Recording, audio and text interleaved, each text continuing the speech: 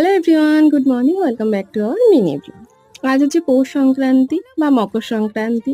তো সকলের বাড়িতেই পৌষ সংক্রান্তির দিন পিঠে করে, তো আমাদের বাড়িও তার অনথা নয়। তো সকালবেলা ঘুম থেকে উঠে দেখি দিদা আর মামুনি স্নান সেরে একদম পিঠে করতে বসে গেছে।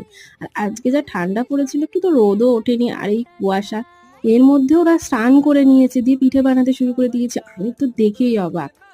আর যেহেতু পিঠে আগে ঠাকুরকে দেওয়া হবে, তারপর আমরা সকলে খাবো, ওই জন্যই আজকে আরো তাড়াতাড়ি স্নানটা সেরে নিয়েছে, যাতে পুজো করলে ঠাকুরকে দিতে পারে।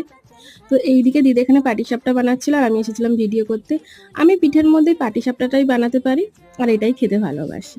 আর অন্য সেরকম কিছু পারিও না বানাতে, আর খেতেও ভালোবাসি না। তো এখানে দেখছিলাম দিদা এইভাবে বানাচ্ছিল, দিদা আমাকে বলে দিচ্ছিল, দেখ এইগুলো করে দিচ্ছি, পরেরগুলো এইভাবে এইভাবে বানাবি। তারপরে এই যে এদিকে মামনি স্নান সেরে পুজোও দিয়ে নিয়েছে, আর আজকে আমাদের পুজোর মধ্যে পাটিসাপটা পিঠে তো দিতেই হয়, তার সঙ্গে নবান্ন দিতে হয়, আর সাজের পিঠেও দিতে হয়, সেটাও দিয়ে দিয়েছে। তো চলো এখনকার মতো বাই।